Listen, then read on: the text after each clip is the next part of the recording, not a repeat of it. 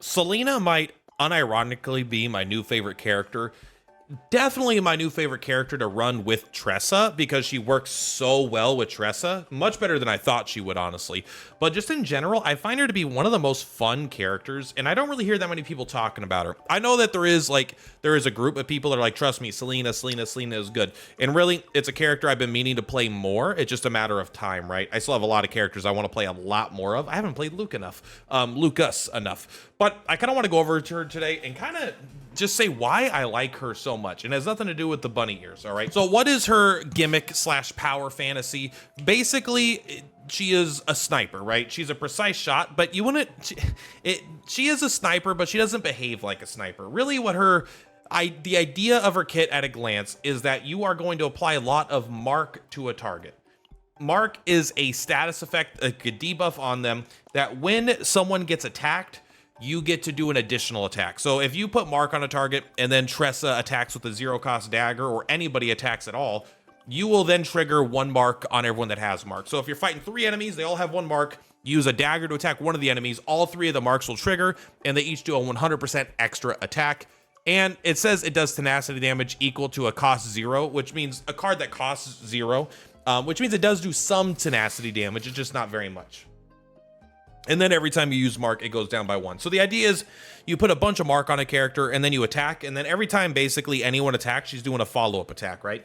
That is kind of the idea. However, she is so much more than that. And she's actually a character where I think the mark stuff might be a trap. Like, it's good and it's worth using early in chaos for sure. But I don't know if it's like the pinnacle of what you actually want to be achieving with this character. So if you actually look like even at her unique card, right, it gives you extra mark damage. You go to her manifest ego, it'll give you mark damage is increased. You have a 30% chance to deal double mark damage. Just makes it so her ego skill gives her more mark. So everything she gets is kind of based around mark. But I just don't think that's necessarily the direction you want to go. And she can actually go quite a few different directions, which is why I think this is such an interesting and fun character. One, she has one of the best AoE attacks, straight up, in drone bombing, right? 120% damage to all enemies, and it does a passion weakness. This is just a super good attack, and it just, because it does good damage, you can have a chance to, realistically, you have a lot of ways to apply mark to enemies, and if you could do something that applies mark to enemies and then use this, not only will you deal the 120% and do the passion weakness, but you'll follow up with the mark attack. So this is actually a tech that's really good at just triggering your mark and also killing a lot of little guys. But she also, if you put a bunch of mark on a single target, you're able to just keep attacking. Every time someone does an attack, you get a follow-up. One thing that is not super obvious when you start is like a lot of her cards can change between skills and attacks depending on epiphanies. Like target spotted here is an attack, right? It's 150% damage. Attunement means when you draw it, it happens for 0, right? It just instantly triggers. It marks a random enemy whenever you draw this card. But you can make it so whenever you draw it, there's 200% attack, and then you can make it so this one doesn't have attunement, but you can potentially mark up to 4. But look at here, then it could change into a skill that gives you shield, and then you mark all enemies. It could turn into a shield card that every time you draw this, you just draw an extra card. So if you want to draw a bunch of cards, getting 3 of these in the deck, every time you draw these 3, you're going to draw 3 more cards. Like, you're going to draw so many cards just by having these. You don't even have to use them, right? Attunement happens for free. And it even has an upgrade. So it's kind of cool that this attack can actually be a defensive drawing card, a shielding card that also is good at AoE, or it could just be an upgrade where when you break someone, maybe if you're using Mei Lin, for example, you get to do a follow-up attack. And this is not the only card with that kind of theme. Like when you look at drone bombing, arguably the best one, 2 passion weakness is really cool because I believe that lasts for 2 turns, which is insane. And you could do mark to all enemies, but the one that's actually the most insane, I think. I mean, all 3 of these really are kind of insane. The skill one is probably my favorite. When you perform an attack weakness, 100% chance to trigger a coordinated attack. A coordinated attack is exactly the same as a mark attack, although I do not believe this counts as an extra attack. So I don't believe, like, where mark is like an extra attack, this seems to be a normal attack, but it's not fixed or anything. So it seems like you should be able to deal more damage with this. But on average, if you're building for extra attack, it'll probably be less than a mark. But for one full turn anytime anyone attacks a weakness. It doesn't have to be her. So if hypothetically, in like a clip I'm going to show you, if someone's weak to, I don't know, Void, and you have, I don't know, Tressa, and you have 10 daggers or 5 daggers, whatever, all those daggers will trigger a follow-up attack. But also, if you were going like mono passion, like you're specifically building a team around passion units, 40% damage per passion attack card used this turn, that's a lot of damage, and it costs 0, by the way. And when using a passion attack card, 50% coordinated attack to the target, that's always active for the whole combat. So it's like, even though this is like an AoE attack, it could become a very interesting skill that can increase damage in an interesting way, or it could just become an upgrade that's really cool. And tactical maneuver is kind of in the same boat. This is a defensive card, right? 150% shield, 2 tenacity damage. One thing you can notice is this card gets the ability to become a shield card. This card is a shield card. And even if you don't want to use it as a shield, there are epiphanies here that'll turn it, well, there's one, that'll turn it into an attack. So it'll just become an attack that does a lot of tenacity damage. But you can also have like very powerful, just defensive shielding stuff. So this is like probably the best shielder that is a like ranger style unit. And obviously when you get to her high powered scope, which is like her, you know, I don't know if it's called a signature card or whatever, but you know, it's like the rare card that starts in your deck. This one is a little more simple, what you would expect from other characters, right? It just like kind of amplifies it a little bit. There's not as much like, you know, this is a card that shields you. Now it's a card that just attacks. They're all gonna like kind of apply mark, right? Applies mark, applies mark, applies mark. When using an attack card, applies mark. At the start of every turn, you mark all enemies. But this one here, whenever another combatant's attack card is used, 100% coordinated attack for 1 turn. This is like the exact same as this other one here in the drone bombing that we looked at. But this is whenever it's a weakness attack, and this is whenever it's any other combatant's attack. So it can't be her. So they're both like slightly different, but almost the same, and they stack.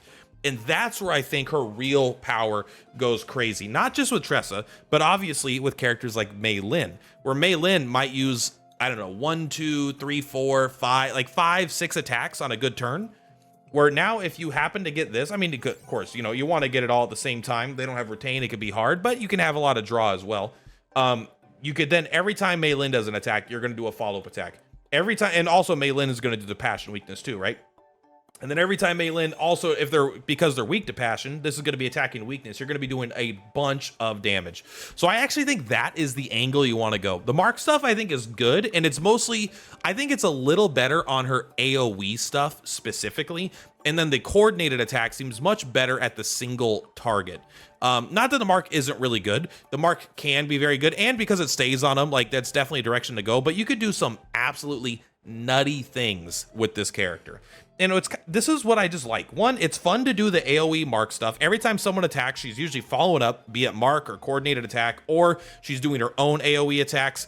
But you can also build her in a way where she is just doing shielding, basically, where you use tactical maneuver to shield, you know, and do tenacity damage. You can keep your emergency shielding, and then drone, is it drone bombing? No, I think it's a target spotted here. You can turn this into a shield that also marks all enemies, and this is a shield that does damage, because when they're marked, the next 2 attacks, she's going to follow up attack on all of them.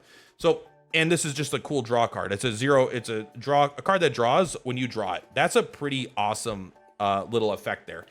But yeah, that's why I really like her. She just has so many angles. Now, as far as partners, what are you going to want to go with?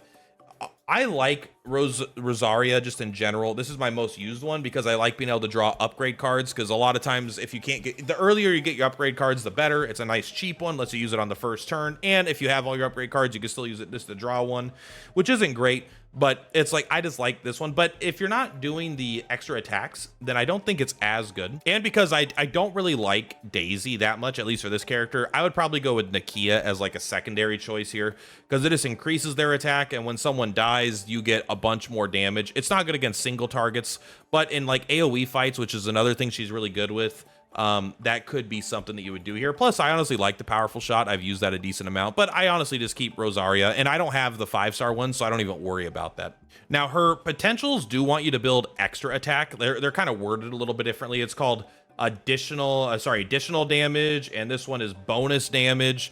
But if you come take a look at the actual like memory fragments and look at the stats here, Right, extra, it's just called extra damage, right? There's no, unless it's counting meaning these, but it doesn't seem like it. It seems like it is talking about extra damage, bonus damage, just like inconsistent translation, basically. But despite that, I still like just going, because as I get later into Chaos, what I care about is HP.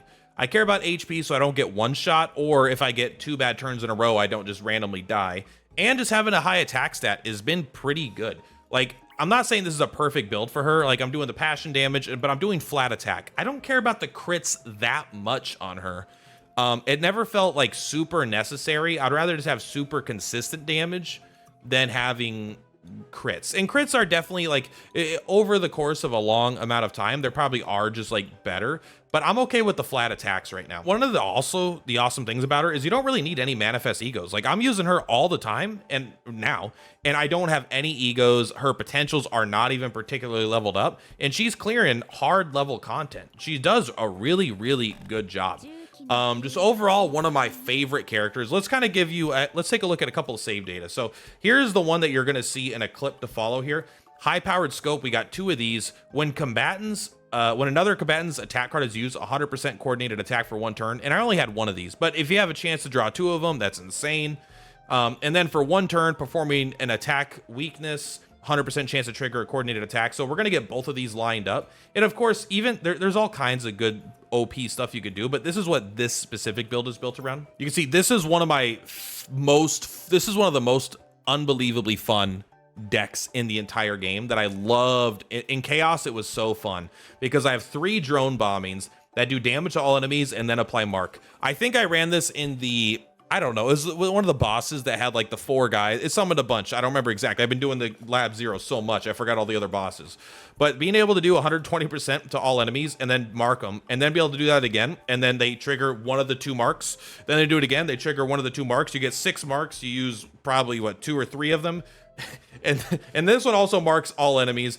It is unbelievably fun. This does mark, this does mark. This is like all in on the mark stuff, right? Mark all enemies, mark all enemies, mark all enemies, mark all enemies, mark all enemies, mark all enemies, mark damage. And it's just a absolute blast. It's so, I mean, she goes crazy when you're doing this. I still don't think, this is like her AoE build, which she has a very, very viable one, but I don't think it is still her best build necessarily. This is the more obvious one, but I think the coordinated attacks will likely perform higher DPS. But I'm telling you, when this starts going off, it's crazy. Let me see if I can show you this as well. So here's like an example. I don't know if I'm going to win this fight or not. I just try to find a random fight. It's not a seasonal deck, so I can't do it here, but let's go ahead and give ourselves shield. We'll apply mark to everybody, right? We'll draw 2, and then we are going to use a drone bombing. And this is what's so fun, right? You do the AoE attack, and then you follow up. And then if we had more energy, we could do it even more. Let's take a look if we can get, oh, baby. All right, let's get this energy. And then just by attacking the middle, here, like, what? It's going to follow up on all of them, right? They still have 3 mark. And this is not like a particularly crazy turn, but it is very fun. And we could, of course, do some more, but let's give it one more turn here. See if we can get more mark going. There we go. We got the tactical maneuver. 1 mark every turn. Yes. Then we'll do drone bombing here. Bada bing, bada boom. And then increase tenacity damage. This is more damage. Yeah, let's just let's smack them.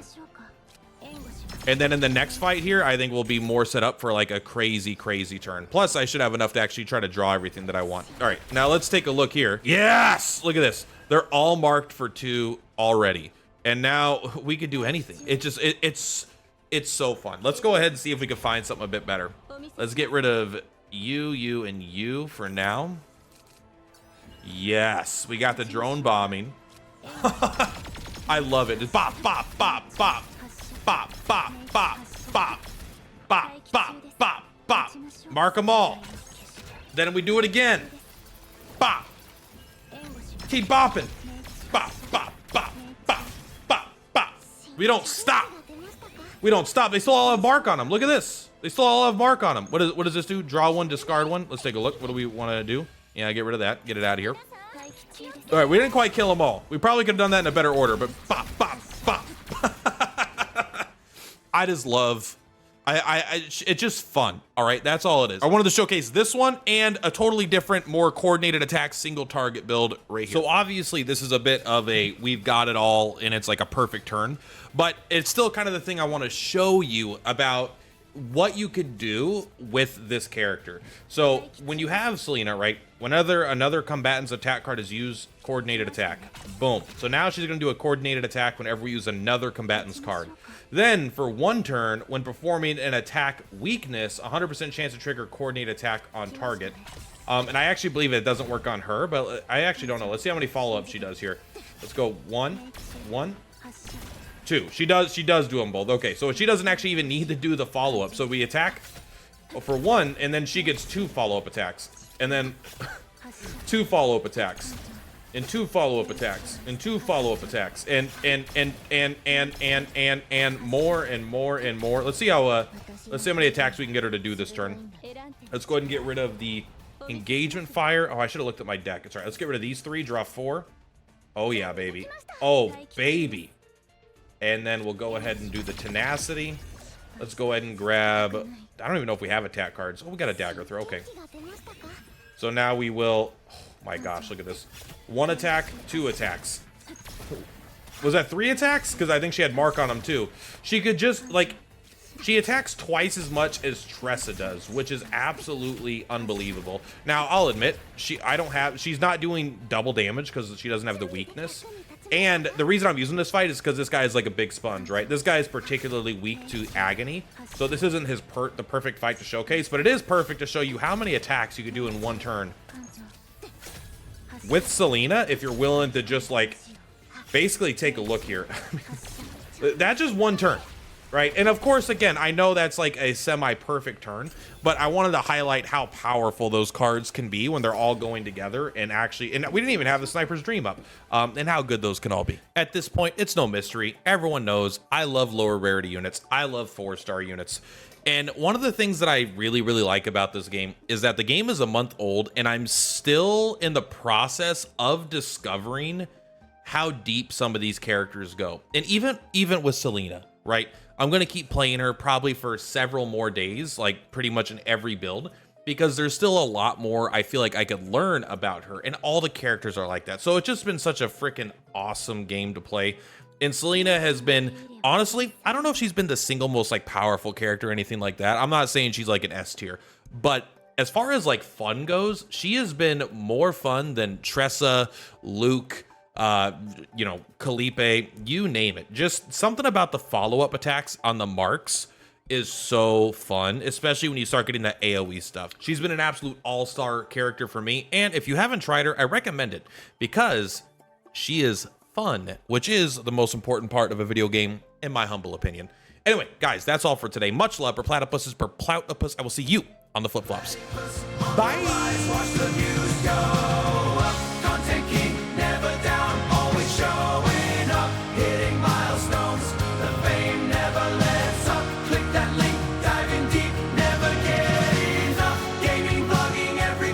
Always